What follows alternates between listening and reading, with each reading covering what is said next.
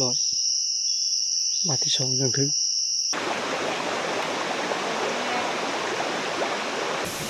มือโตบุได้ยิงเลยบุทันสุกเรียบร้อยเลยแกงก็หอก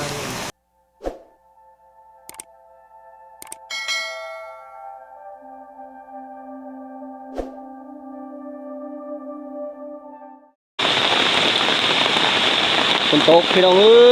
ฝนตกนี่จักมันจักโมงนี่นะตกบังแห้งกูเครื่องกูคล้องกับบุทันเลยพากันไปนอนอยู่นอกคุณกูคล้องกับเปียกเบิดนี่นะมาบ้าเดียวเบิ่งน้ำมันพักเข้ามาตะบุญนะตกบังแห้งกลับมาสบายดีพ่อแม่พี่น้องสบายดีตอนดึกๆพูดจักโมงตอนนี้นะสองเทื่อเลยนอนนี่นั่นทนมาแบบนี้นี่เก็บเครื่องนำกระโบทันพุ่นกับพุ่นบังแหงพวกแต่ละคนนี่นะ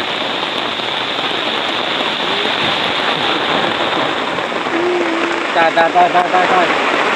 พุ่นลุ่มพี่น้องนะบนพักเข้ามาแต่พุ่นเปียกเบิดเครื่องคลองนี่นะเคยพอตกบัดเดียวเลยทบิดเดือนแจ้งอยู่เดือนนี้มืดเลยเนี่ยนะ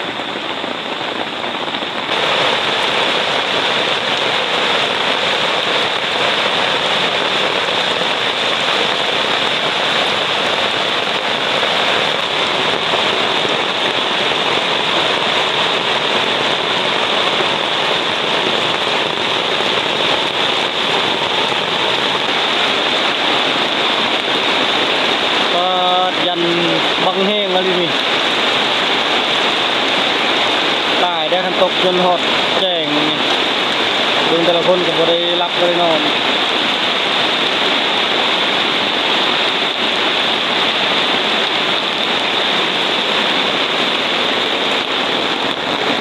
ตกแห้งขึ้นพี่น้องเราไปนั่งมากเลยเราไปนั่งทำกันตกแห้งเลยคนดูเศร้าเลยนี่ตายแล้วคนนี่นะ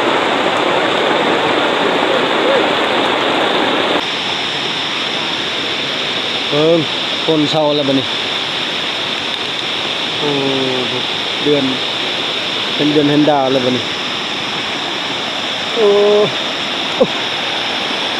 นำมาแล้วบัดนี้วะเบิ่งวะเก็บแล้วเครื่องทองนี่นำไล่ไม่ได้ถ้วยนี่นะบ่ได้เก็บถ้วยเก็บบวงไว้นี่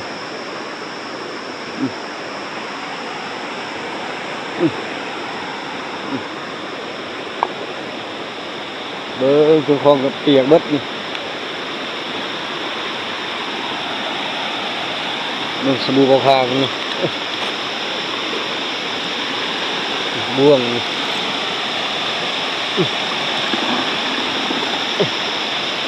เชียงนี่นำกำลังมาเลยนี่เงินเขากันนอนต่อนี่คนยังพอยังไม่หยุดคักไปน้อยนะ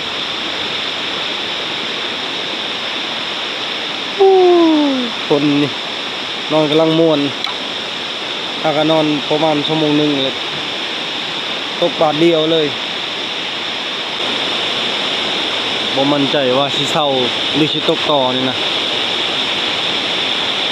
เบิ่งบ่สดใสเลยทั้งท้องฟ้านะน้ำกำลังมาเต็มเลยที่เราก็ท่วมมาหอดบนนอนนะอยู่มึงกำลังไล่มานี่นะเดี๋ยวต้องระบายออกก่อนทางวิธีระบายออกก่อน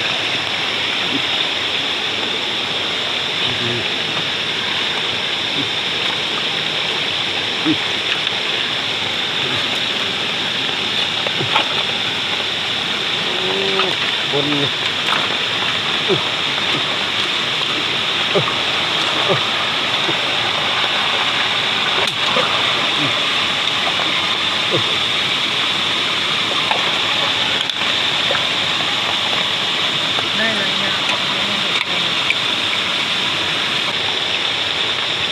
บกลงมัน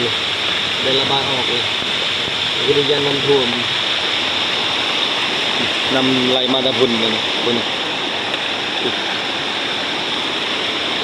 ตอนนี้ก็พากันนอนต่อกันนอนก็ซีเลยบนนอนก็ยังแคบๆอีกพี่น้องไปเฮากะหาเวลานอนต่อ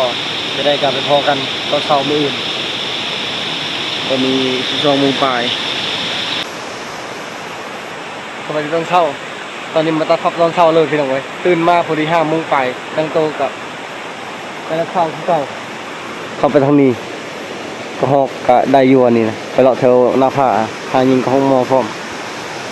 ตอนนี้ทีมงานเฮาก็ยังแต่บ่พากก็หันแล้วก็บ่ดึงก็ลุกไปกับดองส่วนนายเคยกับในพามันไปแต่3:00 นคืนนี้มาฮอดกุกบ่เห็นได้ก็ฮอกวันนี้ได้ก็ฮอก2ตัวกับกระแตตัวหนึงกับอันขาแดงกับข้าวดีกุนี้วันนี้นะมื้อนี้ทายิงกับห้องหมอบ่ว่ามันสิเข้าหรือบ่อันนี้อยู่แถวสันภูเลยนะ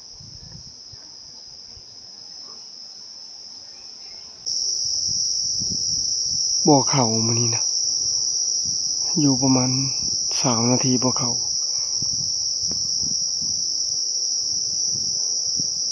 หาไปกุกอื่นบัดนี้มันมีหลายอยู่กุกอื่นนะบ่ได้ยินเสียงเขาฮ้องอยู่ที่นี่อยู่แถวนาลมเลยลองไปทางนั้นได้บัดนี้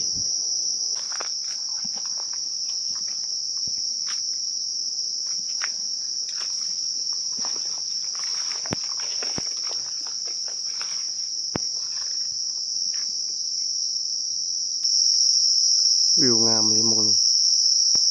จะเห็นกังหันลมนี่1 2 3 4 5 6 7 8 9 10 11 12 13 14 15 16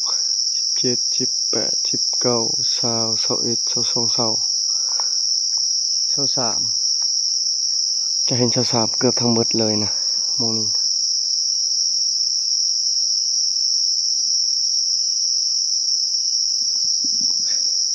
คักอะไรมองนี้นะจะเห็นเกือบทั้งหมดเลยวิวงามเห็นแต่ทางหลังตอนนี้บ่เห็นเลาะทางนี้ต่อนี่นะเมื่อกี้รถหมูน้อย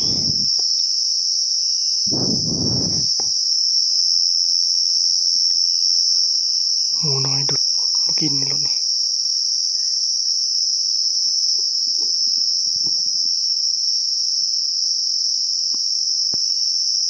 เพราะว่าฝนตกบางแห่งเมื่อคืนนี้นะแต่ว่านี่ยังบ่ทันเปียกยังบ่ทันผ่าน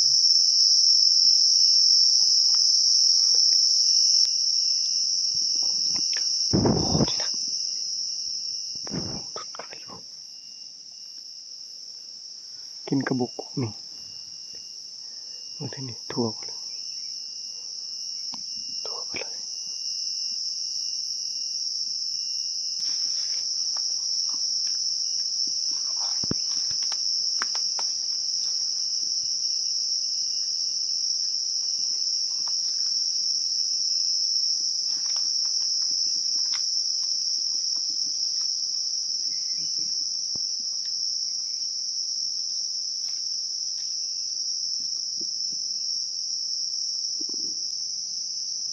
ตามเบิ่งน่าจะเป็นหมูลูกน้อยนะเบิ่งมันดุดตัวนี้ทั่วไปเลย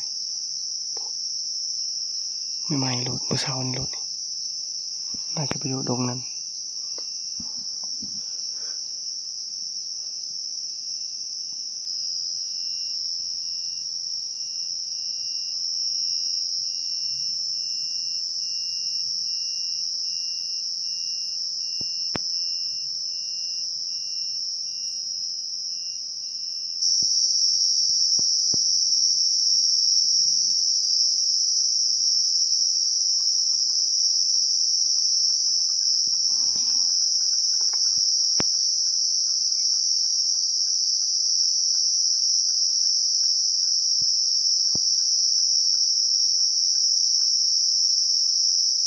โอ้แม่นมันทวงหมูจัก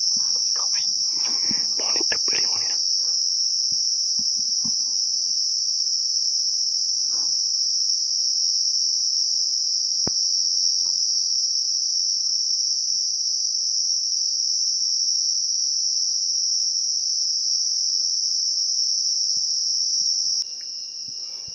เมื่อยแล้ว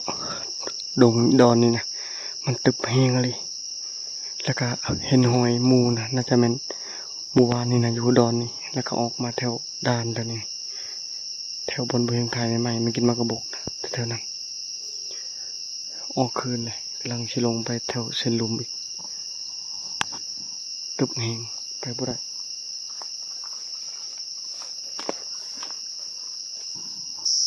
ตอนนี้เบืองออกมาทางขึ้นมาวันนี้นะไปแคมป์เฮาส่วนนี้เป็นทางขึ้นมากำลังไปชิลงฮะยิงของมอทะลุมมาเลยแต่ลมนี่จะเช่นหรือบ่ทีมงานเฮาไผ่นะมัวบ่เดือนหรือไผ่ยิงกินหรือทีมงานคนอื่นบ่ทีมงานเฮาหรือบ่เดือน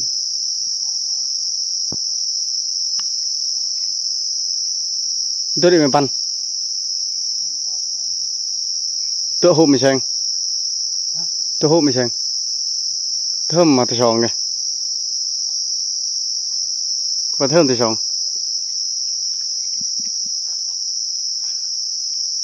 เทิมปลายตัวอยู่กี่โดนจ้าไงดูจามเทิมปะ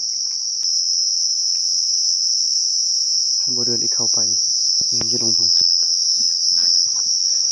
รุ่นขนาดเลยกินนี่หอยไม่หนูใหม่หอยบ่ได้เจอพี่น้อง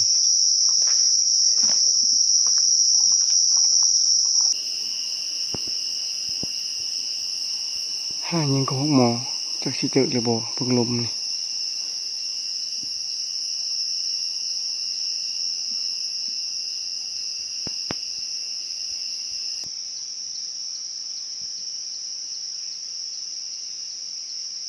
มักไห้กับบ่มี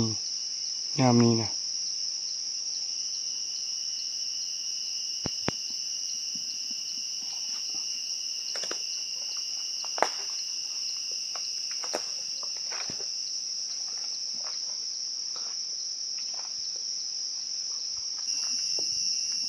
นี่นะหอยมูนะ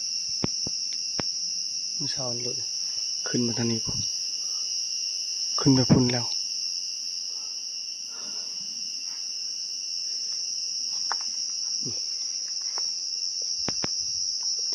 จังไดบ่เดือนจะบ่ได้เจอนี่นะลมเย็บดินหมดมากินมากอันนี้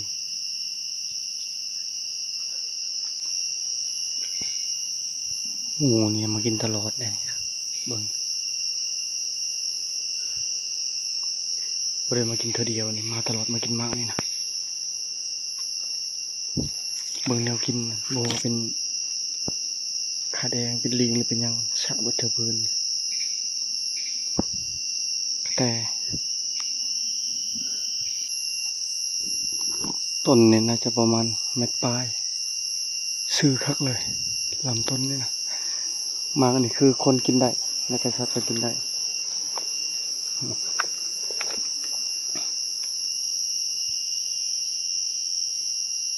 มันจะออกสมๆหวานๆคล้ายๆกับพวกมะม่วงรสชาติมัน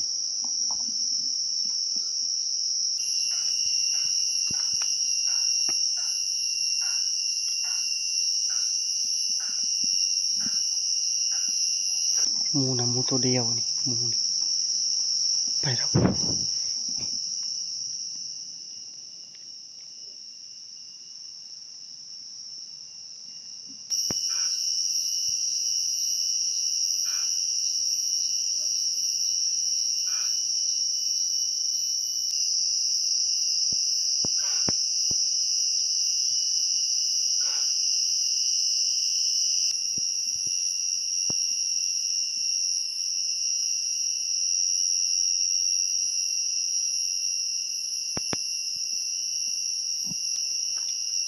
บ่ยังเลาะทางไหนก็เห็นแต่มันกินมากเอง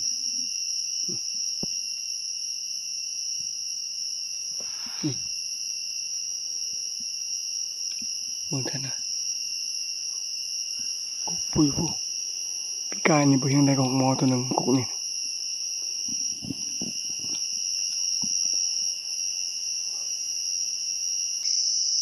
เรียบร้อย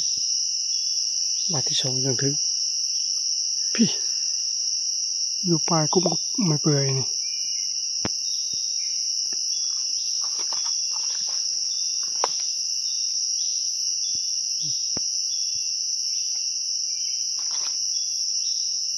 ยิงไปยังแลนอยู่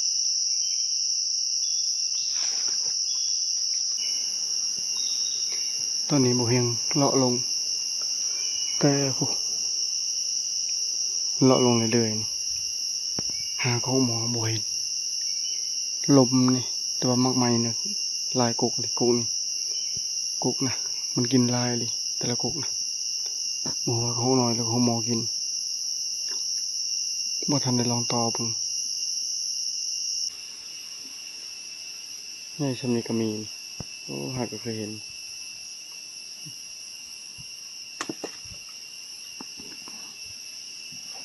โอ้เซนะไม่เห็นเซ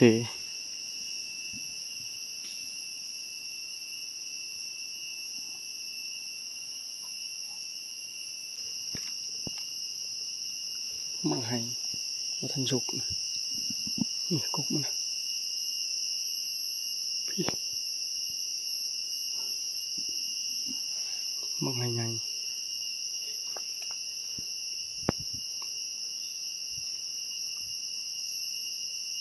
เสียดายบริพอมันสุกพอมันสุกนี่ก็จะได้ยิงแล้วก็หกโมงบางรัวโอ้ยยังพอแล้วว่ามันยังกินมากนั่นนะลีนนี่บางนี้เรามันอยู่ตบง่ายตัวเดียวแลนไปทางบนตอนนี้โบยังเลาะลงเรื่อยๆมาแต่10 โมงเลย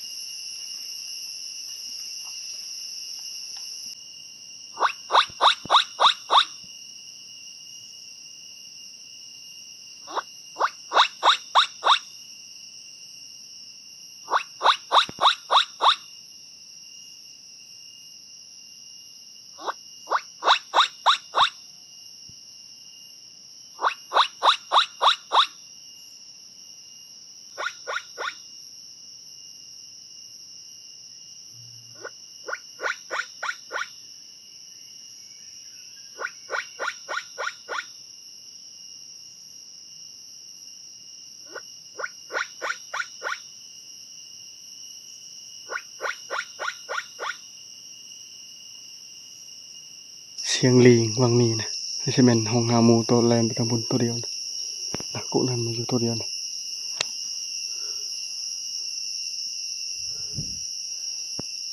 หาก็ห้องหมอโบเห็นเลยมันลมแล้วก็บ่ค่อยเห็นนะแล้วก็กุกนี่นะเป็นทุกกุกเลยเป็นหมากมาทุกกุกไปทางใดมันกินทางนั้น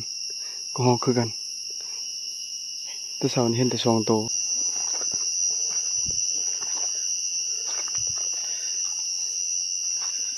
ผ่านเท่านี้น่าจะปลุกบ่เดือนปลุกบ่เดือนลงมาก่อนแล่นลงลุ่มเลยพี่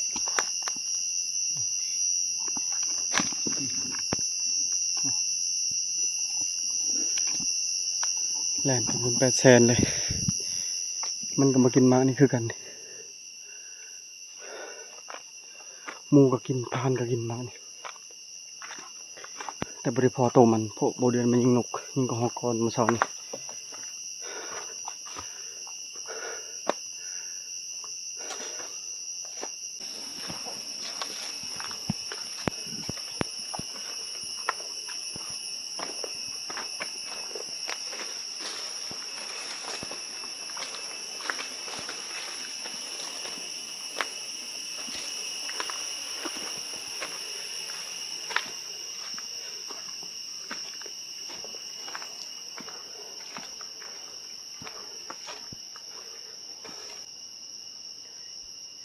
หมูที่นี่น่าจะเป็นหมูตัวแรงแต่จะพุ่นหมูน่ากินเท่านี้มาก่อนเมื่อยเลยอยากเข้าตอนนี้10 โมงปลายเลย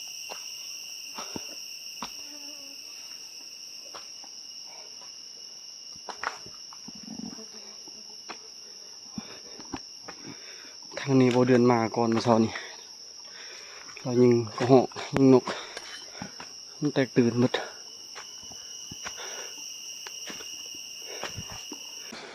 เบิ่งลมอู้นี่คือฝนสิบ่ตก มาตกตุกมาเดียว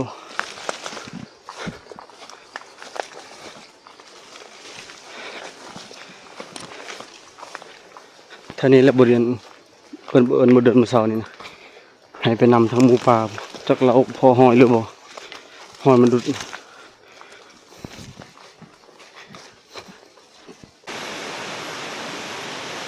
พากันคุยกับหอก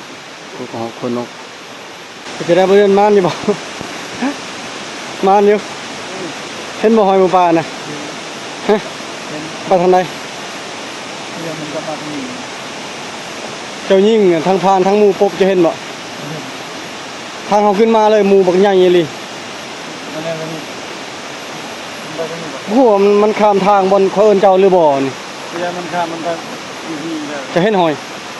บ่ไปหูบ่มีมันก็ลงมาดึงเข้าไป เห็นบ่แต่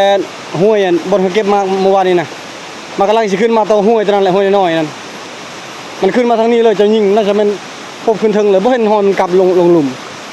ดึงบ่เห็นก็ยันมันได้นี่ ใหญ่เลยตัวเดียวพานกะ หมูตัวเจ้าเรานี่ก็ยันช่อง หึ ยันช่องโตหมูตัวเรา ตัวน้อยนั่นได้ เคยเด้มันมีช่องนี่ได้เบิดชามทีเลยมันอยู่ห่าง ใครเห็น ไม่เคย เห็นหมูอยู่ใช่ นี่มันอยู่ห่างดูเข้าห่างไม่ห่าง ยิ่งบ่ถึก แล้วมันยิงราคาแล้วมันออกพบกับเดียวเลย กระจายเลย มันอยู่ในมุ้ง อยู่ในมุม 3ตัว ชามทีกับที่นี่ ครับหมูเขาหมูสีตัว ช่องนี่ได้ประมาณช่องสามเลย อันนี้ระบายจะยิงยันบุกเข่าจ ถ้าออกมาเลยก็แล่นเลยมันติดกึนแล้ว ำมันจะกินเลย โอ้ยหมูผ่านทานแล่นลงทั้งลุ่มเลยผ่านนะแล่นทั้งลุ่มหมูน่ะแล่นขึ้นทั้งเทิงนี่น่าจะเป็นแตกเชียงปืนเจ้าทีมงานพากันมาแล้วยังคนหนึงบ่ทันมานี่ นี่ ไปได้บ่พังได้ยัง สองแต้มสบายดี ได้สองแต้ม กระหอกกับนก ว้ายดองนี่ได้ยังบ่ได้คือเก่าบ่เดือนเด้โอ้ย ที่ให้เขา ไอ้เคยได้ยังแน่มื้อนี้ หอก เป็นจักโตตัวเดียวแซ่ว่าเห็นหมู มือสิงโต บ่ได้ยิงเลย บุทัน อยู่ใช่เท่าใด อยู่เลย ขอหมูเข้ามุงพี่น้องเลย4โตยิงบ่ทันหมูหลายอีหลีหมูนี่ไปทางนี้ก็เจอช่องบ่อนนั่นหมู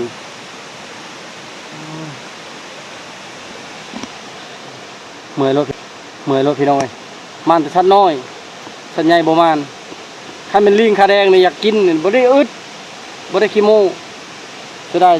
กล้องตัว SOS บ่เฮียงน่ะเพแล้วโทรศัพท์เพแล้วมันถ่ายบ่ได้ตัวนี้นะซูมบ่ได้คันบ่สิซูมให้เบิ่งต้นใหญ่ตัวเดียวเมื่อกี้นี่น่ะก็เสียงโอ้ยคิดว่าทีมงานเฮาห้องบ่เฮียงคิดว่าได้หมูป่าได้ผ่านแล้วแล่นขึ้นมาที่จริงมันลิงเอิ้นกันตอนนี้ยังทาในพานคนหนึงบ่ทันมาไอ้เคยละจมว่าหมู4โตหั่นเรายังสิได้หมูอยู่ยิงบ่ทันนะหมู4โตนั่นสิแม่นลูก3แล้วก็แม่1เราเห็นมุ้งมันเห็นไม่มุ้งมันน่ะแล้วก็ห้อยบ่เห็นออกคนตกขึ้นนี่ก็บ่ออกคันเป็นลูก2บ่ลูก6ฟุตอันของลิ้นผูกของหลวงของนี่นั่นน่ะคำใส่เลยนะหั่นยันบ่เรือแต่นี่นั่นพามันออกมามันก็ติดขึ้นแล่นไปบัดเดียวเลยแล้วมิดจ้อยบ่ได้มันพาทำงานคนหนึงอีกมาบ่ได้ก็บ่ได้ได้ยัง นอนคอนแคนชี้หอยชี้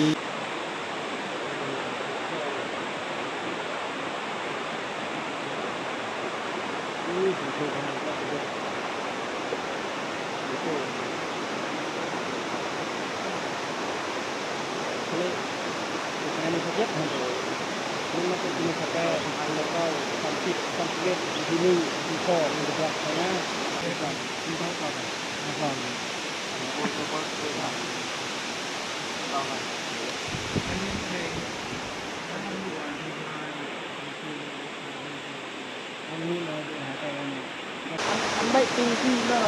ตอนนี้นะผ่านมาทุกคนแล้ว เราพอผ่านเรายิ่งบ่ทันผ่านครัวอาหารกินข้าวกัน11 โมงแล้ว ไอ้นี่ชื่อเหรอก็ต้มปลา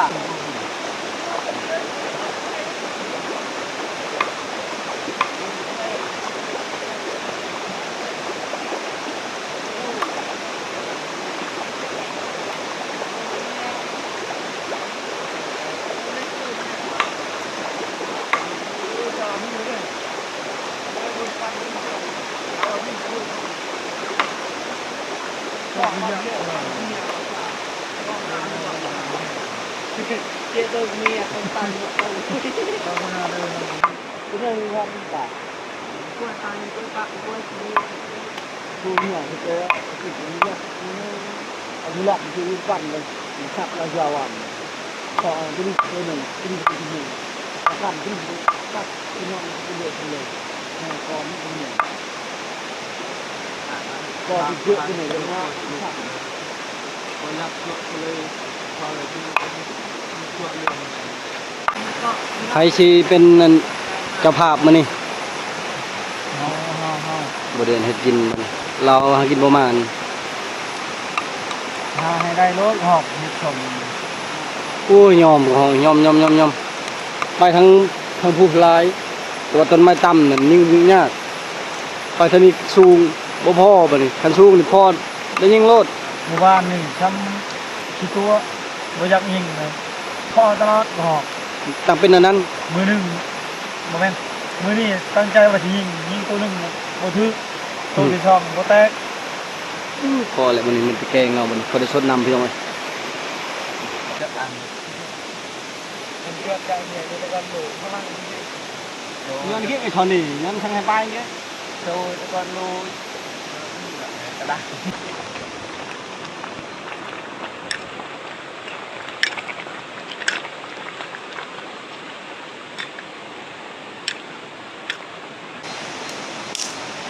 สุกเรียบร้อยเลยนี่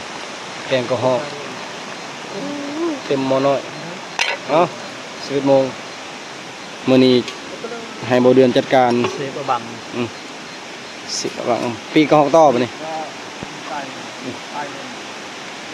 ปีกระหอกปีมากินแรงมา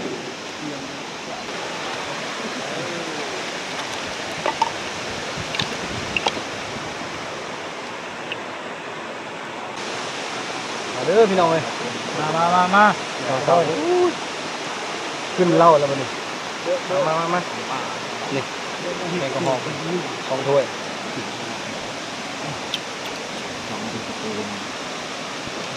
พี่น้องทำกัน โอ้ทำอบเลย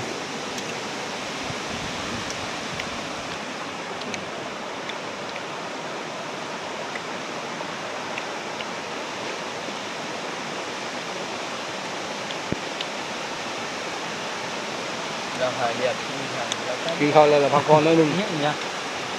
พักผ่อนแล้วก็สิพากันไปต่อเลยมัน เนี่ย ตอนนี้ก็เกือบ12 โมงแล้ว ตื่นหรอ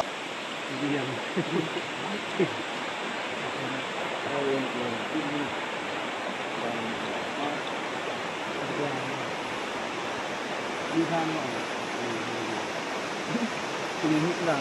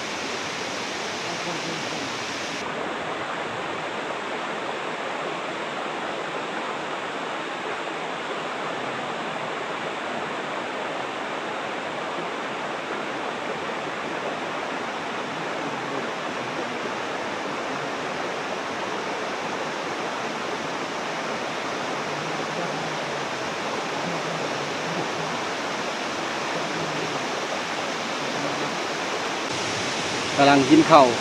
คนมาแต่ว่าตอนนี้เศร้าแล้วอะ ตกบ่แห้งจนคนจนเศร้าจนคนจนเศร้านี่ไปหากินกันยากสัตว์นี่บ่แม่นบ่มีอยู่แต่ว่าคือ